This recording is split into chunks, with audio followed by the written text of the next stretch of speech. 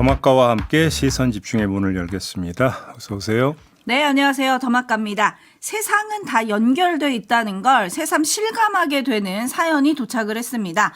박하림님, 조금 늦게 버스 타고 출근 중인데 652번 기사님, 촌철분인 그분이시네요. 조금 있다가 시선 집중을 켜실까? 집중하고 보고 있었는데 서서울 호수공원에서 가산 디지털 방향으로 가는 652번 버스 기사님 라디오 켜셨습니다. 역시 촌철님이셨어요. 기사님 멋지십니다. 고맙습니다. 네. 네, 감사합니다. 안전운전하시고요. 네, 그리고 0273님, JB, 저 어제 JB 말 듣고 황태국 끓여 먹었습니다. 오. 들기름 넣고 팍팍 볶다가 물 붓고 파파박 끓여 먹었어요. JB 덕에 황태국 잘 먹었습니다. 오늘도 화딱지 조금 나는 방송 부탁해요. 맛있었습니까? 네. 잘 먹었다고 올려주셨습니다. 뭐 세상 낙이 뭐가 있겠습니까? 한 끼 맛있게 먹으면 그게 낙이죠. 네, 저도 기쁩니다. 네. 네, JB 집에 있는 황태도 어떻게 좀 쓰임을 한번 해보시죠. 언젠가는 못 꺼내겠죠. 네, 2380님, 오늘 제 사위 39번째 생일입니다. 아직 서로 눈도 잘 못 맞추고 서로 불편한 사이지만 그래도 괜찮아요? 라고 하트 하나 보내주셨네요. 아니 왜 아직도 불편한 사이세요, 근데? 그러니까 결혼한 지 몇 년 됐는지는 모르겠지만 아직도 서로 눈 잘 못 맞추고 서로 불편한 사이지만 그래도 괜찮습니다. 너무 귀여워요, 사연이. 아니면 장기 한 판 두시거나 그 제가 뭐 방송에서 대놓고 말씀을 못 드리겠습니다만 그 명절에 하면 국민 스포츠 있잖아요. 아, 그림 맞추기? 그거 한번 하시든지 그런 걸 하면 더 불편해지는 거 아니에요? 인성이 다 나오게 돼 있어요.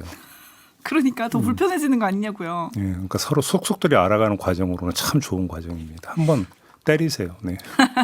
가끔 인간관계에서는 적당한 거리감이 또 좋을 때가 있거든요. 근데 사위 장인 사이는 좀 가까워지면 좋죠. 그죠? 왜 장인이라고 생각하십니까? 장모일 수도 있는데. 아, 그럴 수도 있겠네. 네. 예. 아무튼. JB의 방법이 효과가 있을지 한번 나중에 알려주시면 좋을 것 같아요. JB타임즈 오늘 주목할 첫 번째 뉴스 어떤 건가요? 이성윤 더불어민주당 최고위원이 이렇게 해명을 했었죠. 전준철 변호사를 2차 종합특검 후보로 추천한 것과 관련해서 이제 전력이 문제가 되니까 변론 과정에서 불편한 일이 있어서 중간에 변론을 중단했고 이후 수사 단계는 물론 재판 단계에도 변론을 한 바 없다라는 전준철 변호사의 말을 그대로 전한 바가 있었습니다. 근데 그게 아니라는 지금 또 보도가 나왔습니다. 수사 단계뿐만 아니라 기소 이후 재판 단계에서도 김성태 전 쌍방울그룹 회장 변호인으로 선임돼 활동한 것으로 확인됐다고 오마이뉴스가 보도를 했는데요. 전준철 변호사가 법원에 제출된 변호사 선임 신고서를 보면은 날짜가 언제부터 시작이 되냐면 2023년 1월 12일부터로 돼 있습니다. 선임된 게. 그러면 사임계를 제출한 게 언제냐? 2023년 10월 18일이었습니다. 그러면 꽤 오랫동안 변호사로 일단 이름을 올리고 있었다는 이야기가 되는데 그러면 1월과 10월 사이에 무슨 일이 있었느냐? 김성태 전 회장이 그해 2월 3일에 구속 기소됐고요. 그다음에 이화영 전 부지사 6월에 검찰 조사에서 쌍방울이 대북 송금 대납을 했고 이재명 경기지사에게 보고도 했다라는 취지로 진술을 한 적도 있었고요. 물론 나중에 이게 아니더라고 또 말을 바꿨습니다만 그리고 그해 9월 9일과 9월 12일에 두 차례에 걸쳐서 이재명 대통령을 소환해서 조사한 후에 구속영장을 청구한 일이 있었던 한참 가속도를 내고 달리던 그때 전준철 변호사는 김성태 전 회장 즉 변호사로 활동을 했다. 이런 이야기가 되는 겁니다. 그러면 해명부터가 사실은 사실에 기초한 것인지 다시 검증이 돼야 된다. 이런 말씀을 좀 드려야 될 것 같습니다. 그리고 민주당 관련 소식 하나 더 전해드리겠습니다. 그저께 밤에 심야 최고위원회의 상황이 대충 밝혀졌는데요. 정청래 대표가 당원 여론조사를 제안을 했는데 그 자리에서 강득구, 이현주, 황명선 최고위원이 강하게 반발을 한 반면에 문정복, 박지원, 이성윤, 서삼석 최고위원은 찬성을 했다고 합니다. 이 과정에서 이현주 최고위원과 문정복 최고위원이 언쟁도 벌였다고 하는데 결정적으로 한병도 원내대표가 여론조사에 반대하면서 여론조사에 제동이 걸렸다라는 이런 보도가 나왔습니다. 네, 어제 박수현 수석 대변인은 이 자리에서 정청래 대표가 한 발 양보한 거라고 했는데 이게 의총으로 넘어가게 됐던 그 내막이 밝혀진 거군요. 그러니까 숫자상으로 보면은 정청래 대표 포함 여론조사 하자라는 쪽이 5, 안 된다는 쪽이 4, 한병도 원내대표까지 포함해서 그러니까 밀어붙일 수도 있었겠죠. 다수결의 원리를 내세워가지고. 하지만 이런 아슬아슬한 다수결은 리스크가 큰 법입니다. 그래서 일단 뒤로 물러난 것으로 보면 될 듯한데 자, 이 분석이 맞다면 오늘 열리는 의원총회 이후의 상황도 얼추 전망할 수 있습니다. 의총에서 압도적 다수가 합당 추진에 찬성한다면 모를까. 아슬아슬한 호각세라면 나아가 반대가 많다면 이후 스텝을 밟기는 어려울 것이다. 그래서 오늘 의총을 기점으로 사실상 일단락되는 이런 국면으로 전개되지 않겠느냐라는 어제의 전망은 그대로 유지를 해도 될 것 같다라는 말씀까지 드리겠습니다.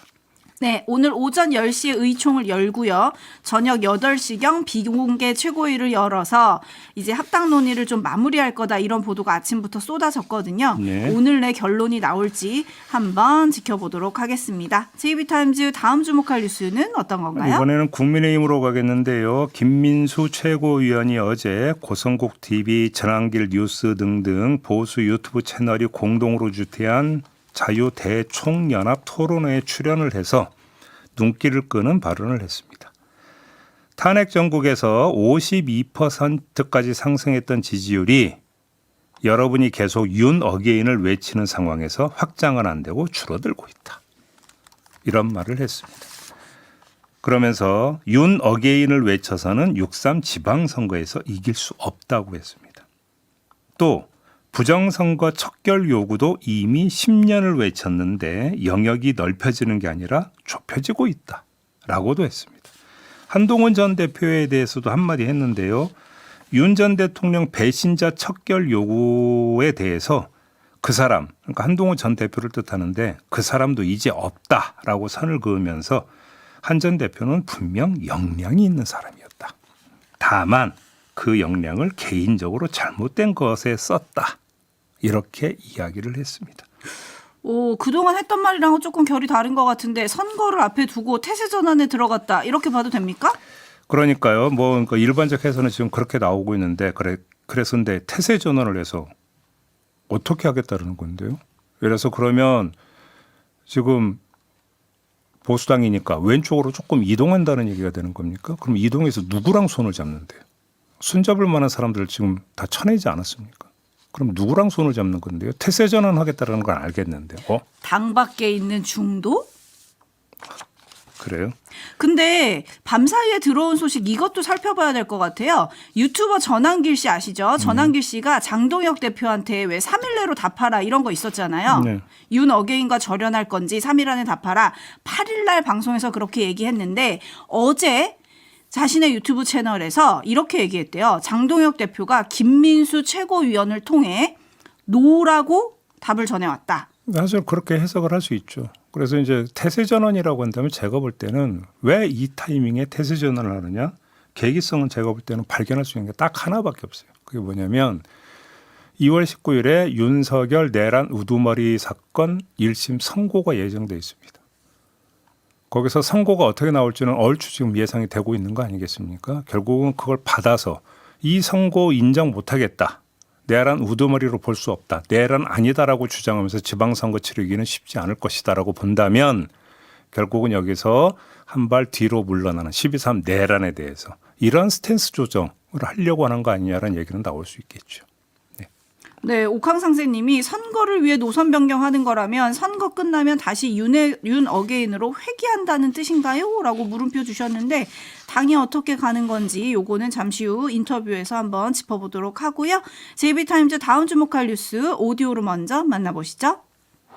김건희 씨 매관매직 의혹으로 재판에 넘겨진 김상민 전 검사가 청탁금지법 위반 혐의에 대해 1심에서 무죄를 선고받았습니다. 재판부는 김건희 국정농단 특검이 김 전 검사가 자신이 비용을 부담해 그림을 산 뒤 김건희 씨 측에 건넨 사실을 입증하는 데 실패했다고 지적했습니다. 다만 김 전 검사가 총선 출마를 준비하면서 사업가 김모 씨에게 선거용 차량 대여비와 보험금 등 명목으로 4,200만 원을 불법으로 기부받은 혐의에 대해선 징역 6개월에 집행유예 1년을 선고했습니다. 같은 시각 김건희 씨의 집사로 알려진 김예성 씨는 횡령 혐의에 대해 1심에서 일부 무죄와 공소기각 선고를 받았습니다. 김 씨는 자신이 설립에 참여한 차량 대여업체가 대기업과 증권사들로부터 받은 184억 원의 투자금 가운데 48억여 원을 횡령한 혐의로 재판을 받아왔습니다. 재판부는 이 가운데 24억 3천만 원 횡령 혐의에 대해 특검 수사와 관련성이 있다고 판단하면서도 범죄 증명이 없다며 무죄를 선고했습니다. 또 나머지 금액에 대해선 특검의 수사 대상에 포함되지 않는다며 공소기각 판결을 내렸습니다.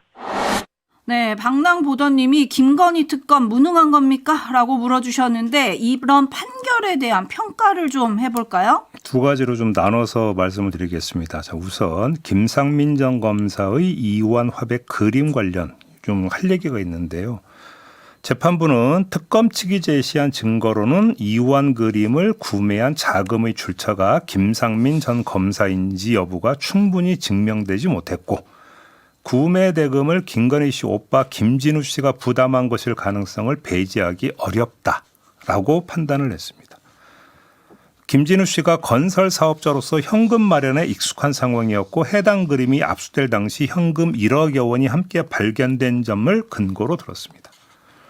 그런데 특검 수사 당시에 이런 보도가 나온 적이 있습니다. 김진우 씨가 이완 화백의 작품을 받은 직후 그림을 촬영해서 김건희 씨에게 보낸 문자 메시지를 특검이 확보했다. 이런 보도가 나온 적이 있었습니다. 자, 그럼 이건 뭘까요? 재판부 판단대로라면 그림은 온전히 김진우 씨 것입니다. 돈도 누가 냈다라는 겁니까? 김진우 씨가 냈다라는 겁니다. 김상민 전 검사는 뭘 했다는 겁니까? 단순히 작품 구매 대행 서비스만 해드렸다. 심부름만 했다. 이런 이야기가 되는 건데 그런데 그러면 이 작품을 구입을 해서 사진 찍어서 김건희 씨한테는 왜 보내주는 겁니까? 김건희 씨가 나름 전문가니까 진위 판단을 해달라고 보내준 겁니까? 만약에 이렇게 해석을 하면 거꾸로 그럼 그림 구매 대행은 김상민 검사를 100% 믿는 건 또 아니었다는 뜻이 되는 거 아니겠습니까? 그러면 도대체 왜 김상민 검사에게 부탁을 합니까? 라고 하는 합리적 의심을 한번 제기를 해보고요. 또 한 가지 저희가 인터뷰를 통해서 전해드린 바 있습니다. 김건희 씨가 김상민 검사 그러니까 그 공천 언급을 하면서 김영선 전 의원에게 협조 부탁을 했고 자리까지 이야기했다라는 거 인터뷰 과정에서 나왔고 대서특필되지 않았습니까? 그다음에 그거 안 되니까 김상민 전 검사 어디로 갔습니까? 국정원장 특보로 갔습니다. 그랬죠. 그러면 그림 구매 대행 서비스 한 대가치고는 너무 큰 대가 아니겠습니까? 그리고 그러면 국정원장 특보로 가는데 김진우 씨가 그러면 역할을 한 겁니까? 김건희 씨는 그렇게 되면 뭐 역할을 하고 말 이유도 전혀 없는 거 아니겠습니까? 그러면 김진우 씨도 국정농단에 개입을 한 거겠네요. 사선을 동원해 가지고 그런 거 아니겠습니까? 공직 인사에 그럼 개입을 한 걸로 해석을 해야 되는 거잖아요. 앞뒤가 안 맞잖아요. 이 점을 좀 먼저 제기를 하겠고 그다음 공소 기각 부분인데요. 지금 이전에 두 건이 있었습니다. 양평군청 김모 서기관의 횡령건에 대해서도 공소기각이 나온 바가 있습니다. 그다음에 윤영호 전 통일교 세계본부장 혐의 가운데 한학자 총재 원정 도박 증거 인멸 혐의에 대해서도 공소기각이 나온 적이 있었습니다. 그리고 이번에 김혜성 씨의 경우에 대해서도 횡령건에 대해서 공소기각이 나왔습니다. 세 건 공소기각 모두 특검 수사 범위에 들어가지 않는다는 이유로 공소기각이 된 겁니다. 자, 그러면 이 세 건의 판결을 종합을 하면 어떤 식으로든지 간에 김건희 씨의 김자와라도 연결이 되지 않으면 별건 수사로 공소기각한다는 뜻이 되는데 그러면 여기서 짚을 점은 이겁니다. 애당초 김건희 특검이 정도 이상으로 별건 수사를 한 건지 아니면 김건희 씨 연관 부분을 밝혀내지 못할 정도로 수사력이 딸렸던 것인지 이걸 갈라야 되는데 제가 왜 이 말씀을 드리냐면 자, 김혜성 씨 건 관련해 가지고 의혹의 출발점이 뭐였습니까? 거액의 투자를 받습니다. 거액의 투자를 받는데 그 투자를 한 곳이 이름만 대면 알만한 네로라는 기업들이었습니다. 그러면 그 기업들이 뭘 보고 그러면 그렇게 묻지마 투자를 했겠느냐. 그 백에 결국은 김건희 씨가 있었던 것 아니냐라고는 의혹이 바로 출발점이었습니다. 근데 김건희 특검은 이걸 밝혀내지를 못했어요. 그냥 의혹 수준에서 머물렀고 근데 아무튼 기소를 했습니다. 근데 밝혀내지 못하니까 별건이라고 재판부는 판단을 한 겁니다. 그러면 만약에 밝혀냈다면 이건 별건이니까 공소기각으로 간다. 이런 판결이 나왔겠느냐를 저는 지금 반문을 하는 겁니다. 이거는 김건희 특검도 한번 좀 되돌아봐야 되는 부분이다. 이 말씀을 좀 드리는 겁니다. 네, 신원섭파님이 재판부가 문제인 건지 특검이 문제인 건지 국민들은 어떻게 생각해야 합니까? 라고 물음표 보내주셨고요. 해움님은 아무것도 아닌 사람과 엮이니 모두 무죄? 라는 물음표. 이정로님, 국민을 우롱하는 재판부가 아닌가 생각이 됩니다. 이러니 법원개혁 얘기가 나오는 거겠죠. 부산할매님, 다 무죄네요. 초코파이만 유죄고. 황하성님, 요즘 이런 재판부의 판결은 오는 19일 판사가 파기환송이나 무죄 선고에서 윤 어게인의 부활과 함께 우파 집중으로 지방선거가 혼돈에 빠질 것 같아 걱정되는 하루하루입니다. 라는 좀 긴 의견 보내주셨어요. JB타임즈 다음 주목할 뉴스는요? 어제 국회 대정부 질의가 있었는데요. 여기서 나온 두 장면 소개해드리겠습니다. 먼저 조현 외교부 장관이 등장을 합니다. 최근 마코 루비오 미 국무장관과의 회담에서 이달 2월 중으로 각 부처를 망라한 팀이 방한한다는 점을 확인받았다라고 이야기를 했습니다.